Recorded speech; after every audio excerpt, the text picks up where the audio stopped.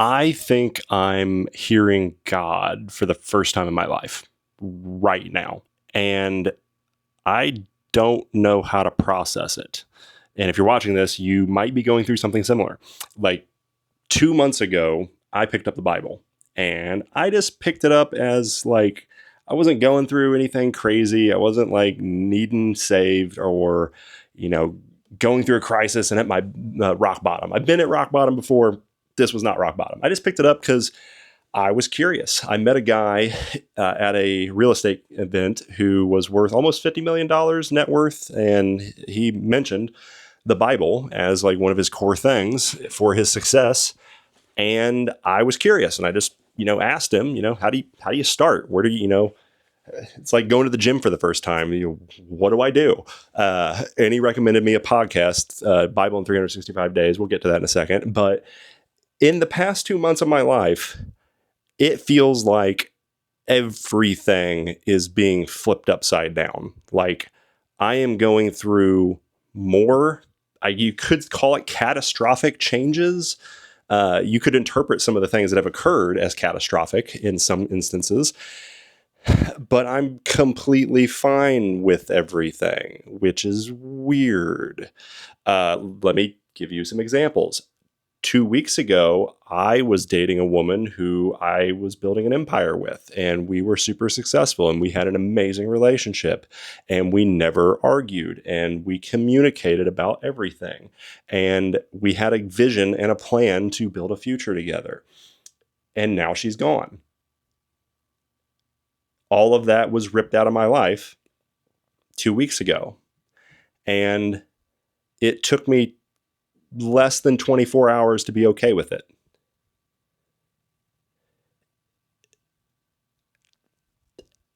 Old me would have been in the corner of the room for the next like 3 months, sad and just devastated about it. And like, it'd been extremely painful.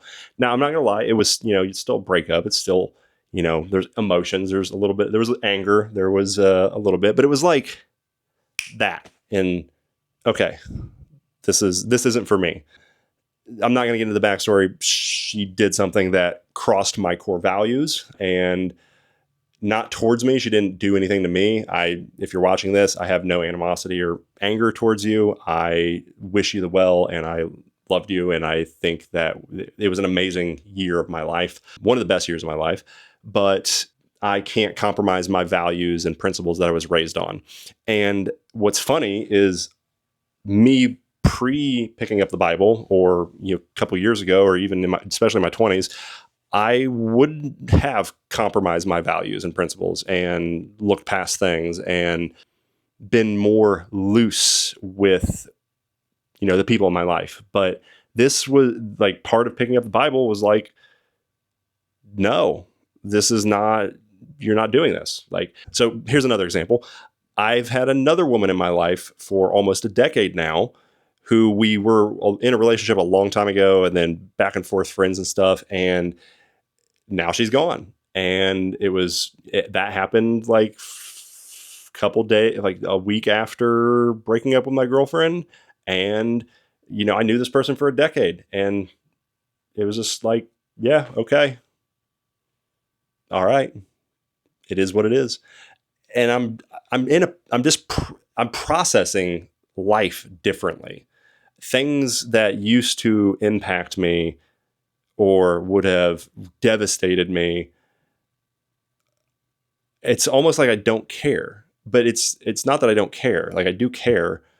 I just don't, it's not about me anymore. And I'm just having a really hard time processing this. So we're going to talk about this in this video. And hopefully this helps somebody if you are going through the same thing. I've actually talked to a lot of people recently who are starting to emerge into religion, and it's kind of, a lot of people that I've seen are going through something similar to this. So let me give you a contrast. Let me give you a little backstory. So 10 years ago, I was working in a family business for 12 years, and I was sick of my life and miserable and depressed, and I could not do it. So I quit. I turned in my 2 weeks to my father. I gave up inheriting a family legacy, basically, and start a YouTube channel from scratch. That's actually another YouTube channel. I grew it to like 190,000. It's like 170 now. So this is actually the first video of a new channel I'm doing in a new chapter in my life. And this is kind of like the genesis of this chapter. And I wanted to make this video and document this because I have no idea where I'm going to be in a year from now. I am basically waking up every day and just doing the best decisions that I can for the situation and what I'm trying to do. We'll get to that.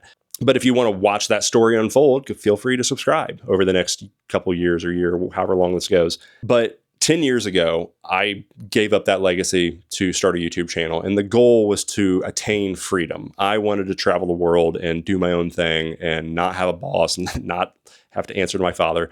And I wanted to make good money. And it blew up at first and I lost a ton of money and almost foreclosed on my house and racked up a ton of credit card debt. And then I finally figured out YouTube and I made hundreds of thousands of dollars on YouTube and I achieved it. I became the guy that people dream of. I was top 1% of men at that phase of my life in my late 20s. I was making, at my peak, I made $20,000 pure profit a month. My point is that even though externally I was making a lot of money and I had achieved my perceived dream, what I wanted, my desires, I was still really unhappy. I was still not able to appreciate my existence in my life and the things in my life. And it all blew up literally the day of lockdown. So the day COVID occurred, I have a theory that COVID was like the start of a mass spiritual awakening. That's another theory I can get into in a different video. But the day of lockdown, I lost a girl that I was dating, moved to a new town, moved to Austin, Texas, the day of lockdown. I was living on Rainy Street downtown, boarded up, ghost town, nobody out. I'm extremely extroverted. I need to talk to people. I need friends. Nobody was doing anything in Austin, Texas. Some parts of America, nobody cared. Austin, Texas was not one of them. And I started a new sales gig in what was basically an MLM, not knowing anything about sales, but I wanted to develop my skills. And I was also doing YouTube at the time, but I could not do YouTube because of the emotional damage that occurred through the relationship and the breakup. And within 8 months, I was homeless. Within 8 months, I went from $20,000 a month to sleeping on couches, traveling around America, staying with friends, and eventually ended up back at my parents' house at like 31 or 32 years old. Wasted a lot of money, spent a lot of time with a lot of people that I should not have.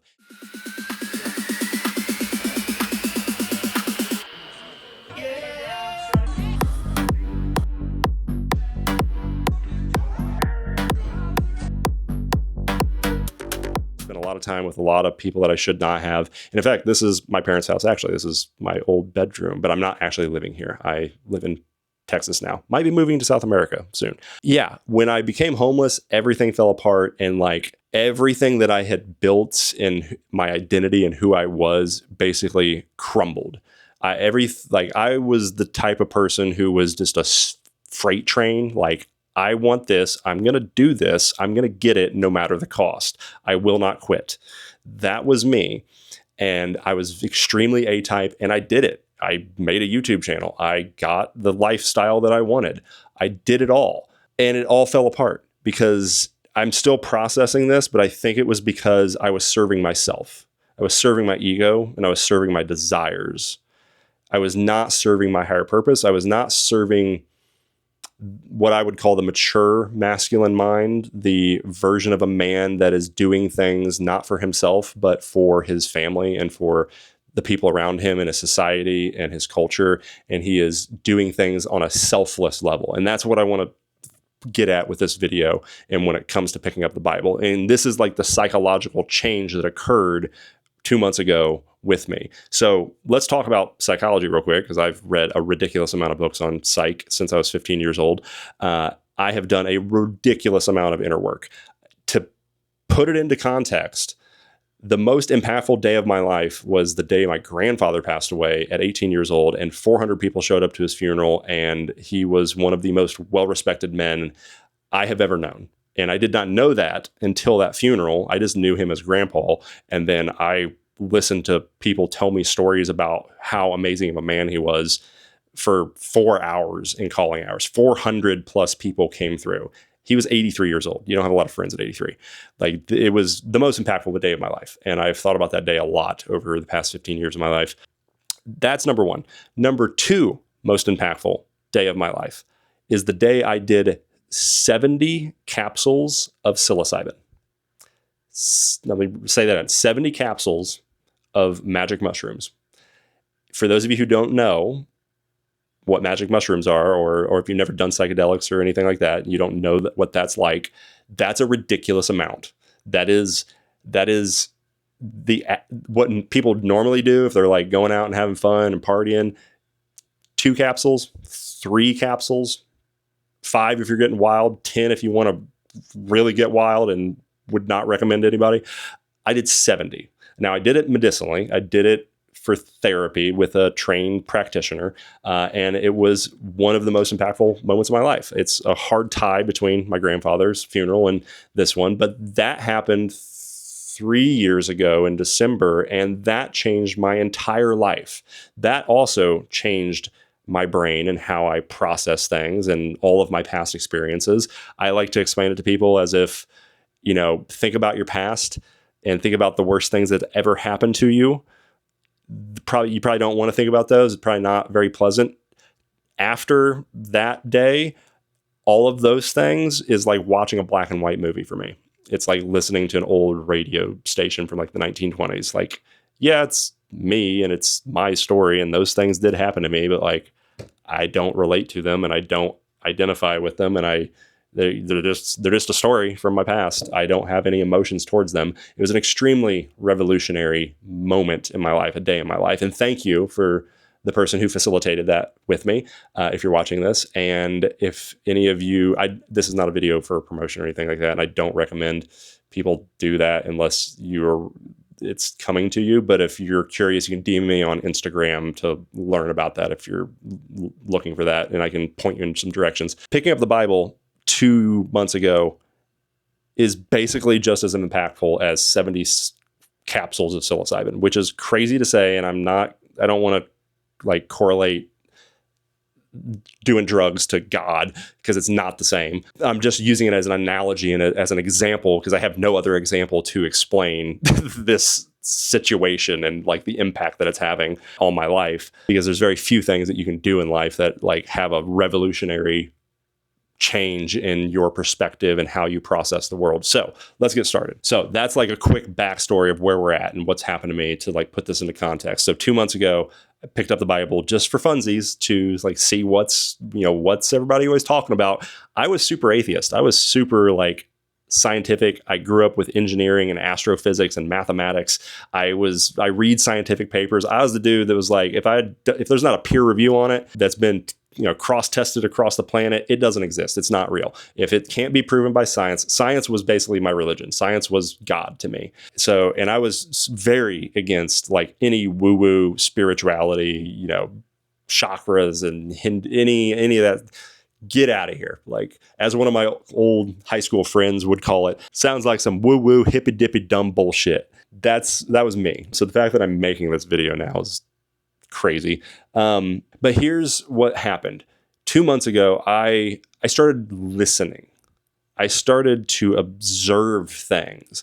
I started to look at this higher power that is beyond me, whatever it is. And, even if you believe in like a different religion, like they're thinking and observing and like trying to listen to something that is not your ego. It's not your desires. It's not what you want. Listening to like, what am I doing? Like, why am I here? And I guess because I've already done a lot and I've had a lot of success in my life and I've lost everything and I've had to rebuild it all and fix it all.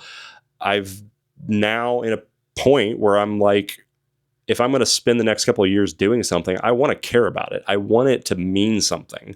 I don't want to just chase money like I did in my 20s, because it led to nothing. It led me to like collapse. It led me to the abyss. Maybe that's the natural progression. I'm not saying that like it's not a bad thing. I guess it had to happen for me to get to where I'm at. I'm not, I don't have any regrets towards my past and my history and the things that have happened to me because it has made me who I am. But I'm now in a point where, let me read some notes that I wrote down. I'm no longer operating in my ego or what I want. I'm now looking at situations in the context of, does this serve my future family?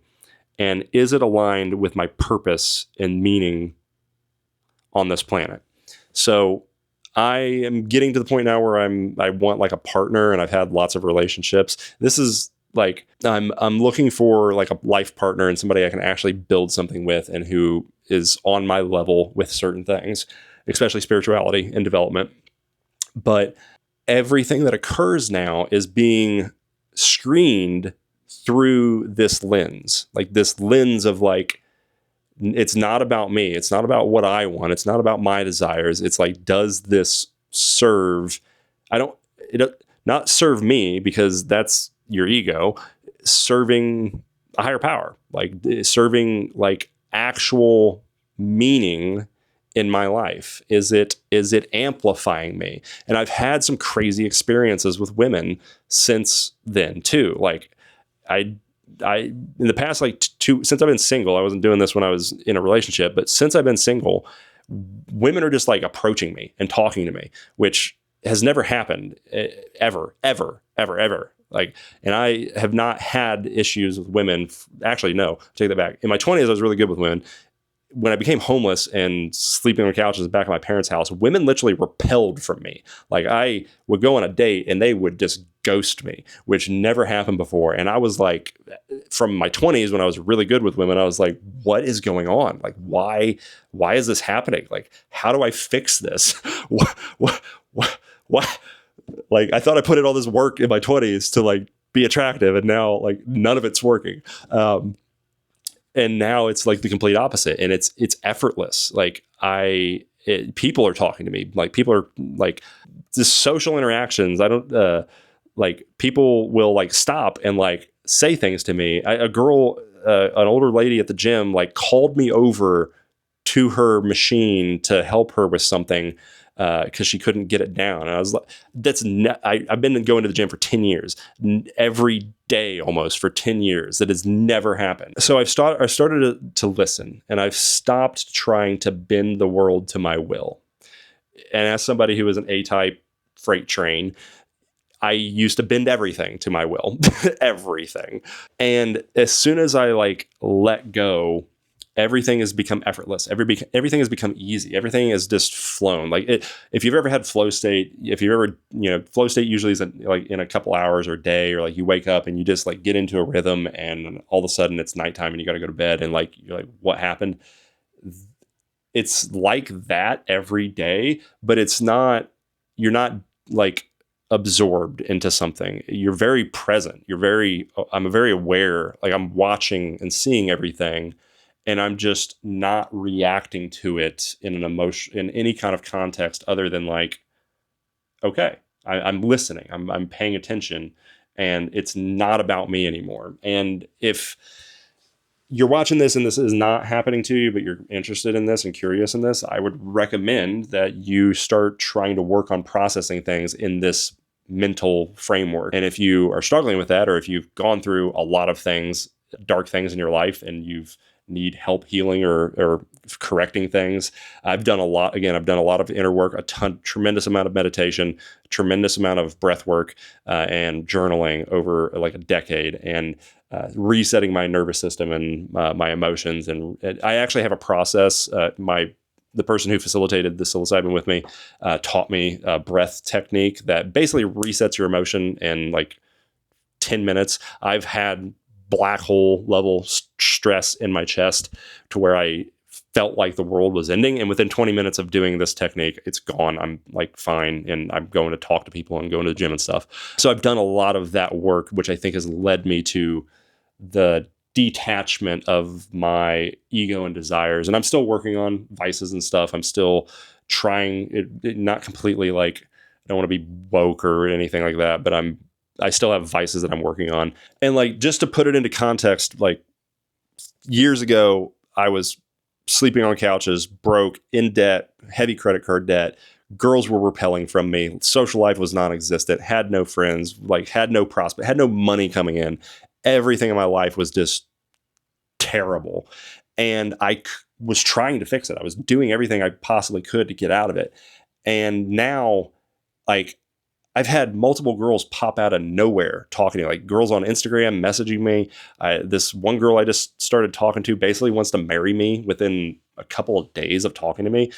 We'll see. But I'm not attached to it. And, I'm just kind of here being present and observing what it is. And she's like really into the energy that I'm in now. Like it's like I'm magnetic now, which is weird compared to 3 years ago where I was not. In like other situations, a guy that I met once at a job site hit me up and we started talking, and he's like, hey, come to Denver and do door-to-door sales with me for hailstorm damage. The season's about to start in a month, and you'll probably make like 60 to 100 grand, maybe 150 grand through it, because I know I'm good at, I've been doing sales for 5 years. I'm now a high-ticket online sales, remote sales guy, and not trying to sell your course or anything like that. But he's like, come to Denver and you'll make a bunch of money with me. And I know he's not joking because he drives a F-150 Raptor. I know he makes money, and he did it through door-to-door sales. And he's just like, yeah, just come. And like, where were you 3 years ago? Like, why were these things not popping up? And there's another guy from London. I met another guy in London last year for 2 hours or 3 hours. I talked to him at an event, and we went to dinner with everybody, and I coached him on sales. The next day, he made $1,000 with my 2 hours of advice. My name's Sam. I'm a business owner and entrepreneur from the UK. And myself and Garen actually met at a networking event in London where he was speaking. And we got chatting afterwards, and I told him about some issues I was running into with sales in my business. And he just spoke in a way where he really broke sales down to its simplest form and then built it all back up again in depth to make sure we were both on the same page and to get his knowledge and his points across. He actually even crafted an offer on the spot, just as an example, and had me jumping the gun, asking if we could make it happen. And it was just an absolute masterclass in sales. And something really clicked for me from that point onwards. I've been jumping on more sales calls for my business, feeling more confident, handling objections better. My close rate's now at 75%, 4-figure days from an offering that I didn't even have before speaking to Garen. And if Garen can have that effect on me from just the first time meeting him, I can't imagine what it would be like working with him, one-to-one, working with him directly. So I can definitely vouch for Garen's ability to really listen and root out problems and then craft an offering which, works for everyone involved. So Garen's definitely changed the game for me, and he's definitely the man for the job. Thank you. And then now he's coaching me on building a low-ticket solution business for this YouTube channel, probably. Haven't figured out exactly what that is yet or where it's going, but I'm working with him, and I know there's going to be a ridiculous amount of money that came from that, because I made hundreds of thousands of dollars from my old YouTube channel, and I never sold anything. It was all ad rev. It was all organic growth, people just watching and me getting paid from the watch hours and the watch minutes. There was no business. There was no courses. There was no services. There was no products sold. There was no affiliates. There was no advertisements. There was no endorsements. There was nothing but just money from the YouTube channel. Now I'm building an entire business and an actual system behind all of that. So I know it's going to be a ridiculous amount of money, and I'm not worried about the money. I'm not focused on the money. 3 years ago, I was all focused on the money, and money just repelled from me because of it. So now it's just like coming into my life out of fucking nowhere. Another thing that has happened is I have gotten stronger. I've stuck at like 200 pounds for basically until a couple months ago. That actually kind of started before the Bible thing, but maybe that was like a prep or something. But now I'm pushing almost 300 bench press. I'm at 220 pounds. Probably could cut a little bit, but I could not break 200 pounds for all of my life until this year. And now it just happened. It just happened. I was trying hard to break 200 pounds. I was eating protein shakes and doing the macros, and had a coach and a bodybuilding coach and doing all of it. It was a struggle. And now it's just there. I wanted 200. I said I wanted 220 pounds like a year ago. Now it's here. No idea how. So it feels like a path is just being laid out in front of me. And it's not like clear. Like when I say I'm hearing God for the first time, there's no voice. Like I'm not hearing anything. It's just I'm seeing things and I'm not reacting to them the way that I used to. And everything is becoming effortless and becoming easy. And I don't know how to process it. It feels like there's a path being laid in front of me and I just have to walk down it. Now, I don't know, every day there's decisions to be made and I don't know if those are the best decisions and I don't know how to discern quite yet. Like, there's multiple paths that I could take in what I'm doing. And honestly, I have no fucking clue what I'm doing. I don't know what the right decision is. And I'm just making decisions and they seem to be the right decision. I wish I had like more insight on this. I wish I could tell you, like I'm doing this, and this, and there's a process here. There's zero process. I wake up and what am I doing today? I guess I'm going to do this. This feels right, I guess, and then it works. It's crazy. It's crazy what is happening right now. So one thing that I have been like really focused on in the past year before picking up the Bible was purpose. Again, I have been thinking a lot about the direction that I want to take my life for the next couple of years, which is something I never did for a majority of my life. I never like really set goals beyond like, I want this, I get this. I lift things up and I put them down. So, what do you do for a living? I lift things up and put them down. That's what I do. So I've spent like the past year really thinking about like asking myself, what should I be doing and what should I be focusing my time on? And you know what? Every day that I asked myself that question, I could not answer it myself. And now I guess I'm still asking that question, but it's not exactly directed at me. And it's also, I'm not trying to answer it. I'm not thinking like, oh, I want to do this. And I'm thinking that like, this would be fun. And like, I could do this and, this sounds all right. And we could make a lot of money doing this. I'm not thinking like that anymore. I'm like asking questions like, is this what I really want to do? Is this helping people? Is this going to serve my future? Is this going to so I'm a firm believer that the money you make in society is directly proportional to the value that you provide to society. The more people you help, the more money you make. That's the basis of entrepreneurship. So there's a philosophy behind that, but I'm focusing not on myself. I'm focusing on society. I'm focusing on who I can help. I'm focusing on producing and creating from a perspective of like, what is the best thing that I can produce right now that is going to help somebody? And that's exactly what this video is. And I hope that this video resonates with somebody. I hope if it helps one person, that's fine. I'm fine with that. I've been listening to a lot of sermons, specifically from Elevation Church and Red Rocks in Austin, Texas.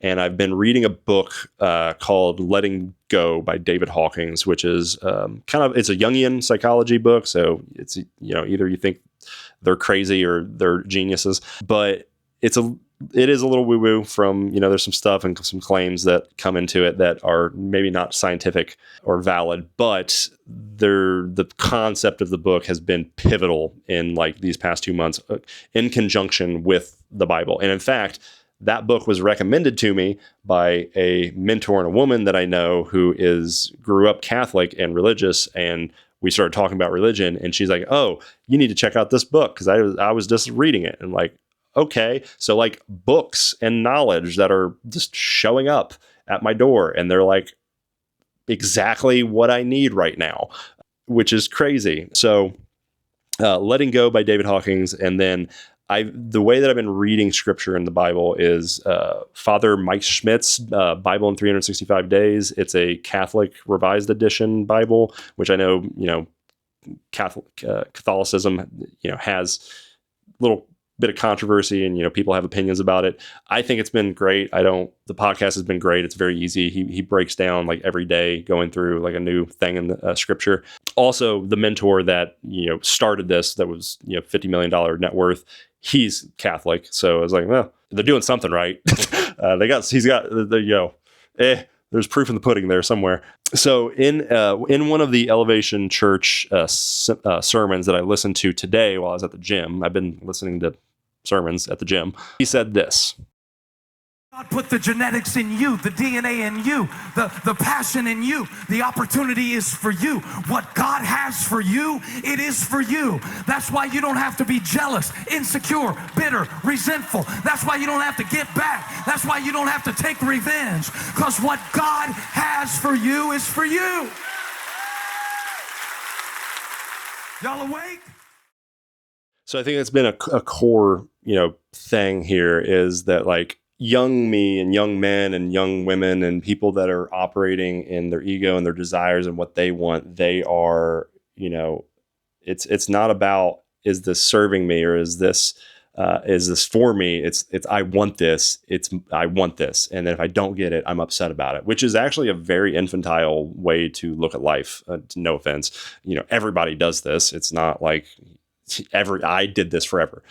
So it's a very normal human thing, but it is infantile when you put it in that perspective. Like, I want this, or I want this person, or I want this money, or I want this life. And if I don't get it, I'm upset and I'm going to cry about it. And I'm going to be, devastated if something happens to it.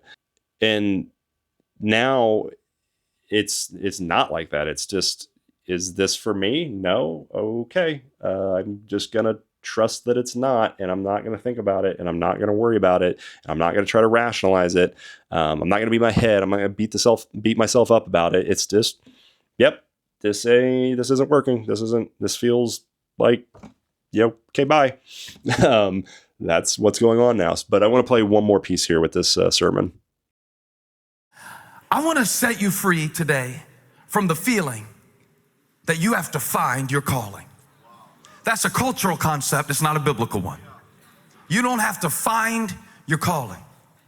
In fact, if the text is correct, if Samuel is an illustration, then I don't have to find my calling, because if I will serve the purpose of the season that I'm in my life right now, watch this, get ready to shout, my calling will find me.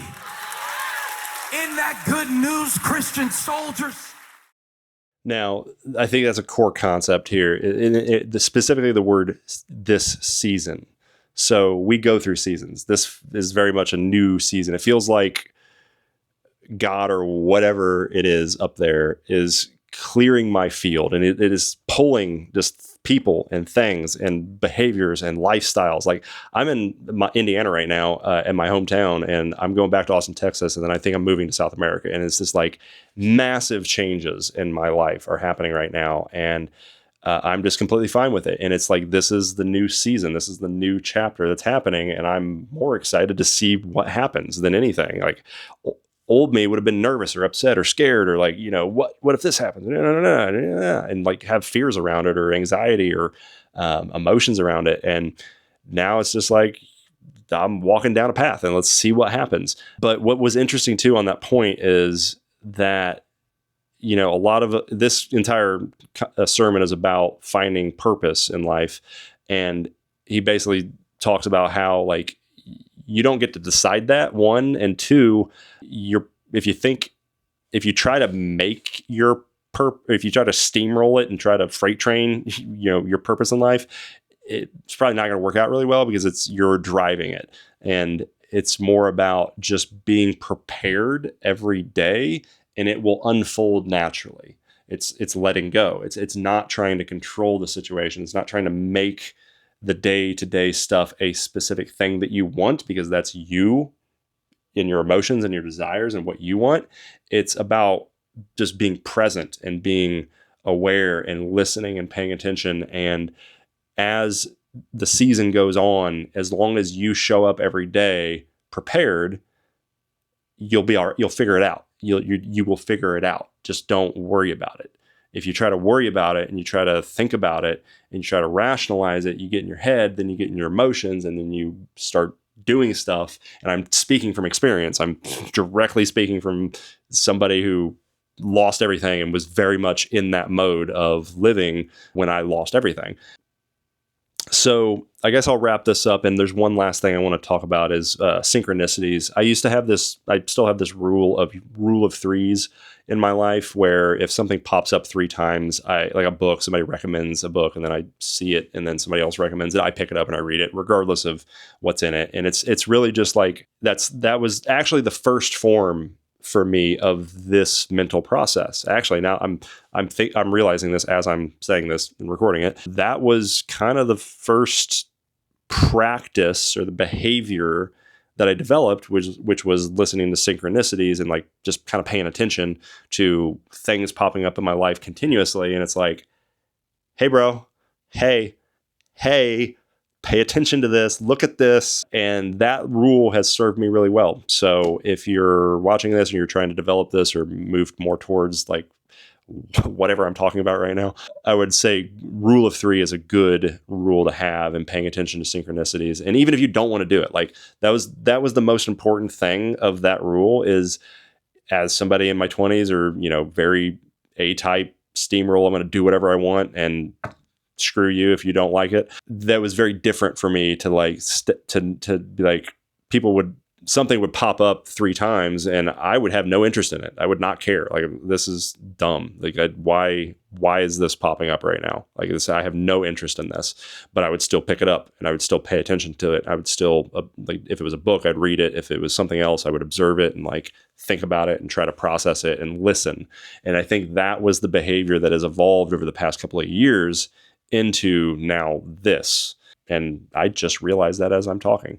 Another thing too was, through a lot of the work that I've done over the past few years, it was very hard to disconnect yourself from emotions and pain and anger and lust or pride or fame or greed or like making money and like all of the things that we just want, and distracting ourselves with social media and TV and video games and porn maybe, and girls and partying and drinking and all of the things that our society has built around us to numb ourselves and not pay attention to those deeper questions and those deeper processes of what we are capable of and what we are, in my argument, destined to do with our life. So I have a technique that I can teach people. It takes like 10 minutes, and I can basically blank your mind out. And like I'm not going to get into it. It's a very impactful, life-changing thing that I've learned in my life, and I practice it every single day. I actually did it right before this video. In fact, the way that I'm able to articulate and talk so clearly and efficiently and move through my day effortlessly is this practice that I've been doing. So I would love to teach anybody it if you're interested in it. So I will leave a link below for you to learn more about that. And I will also leave all the links for the books that I've been paying attention to through this past 2 months, as well as some sermons and some videos that I've been watching under this context. And obviously also, you should pick up the Bible if you haven't yet. If you're watching this, you probably have. But yeah, it's been pretty crazy. And I hope somebody sees this that needs it and it helps you. I just felt like turning on the camera and recording this after taking notes all day on the concept. So see you in the next video.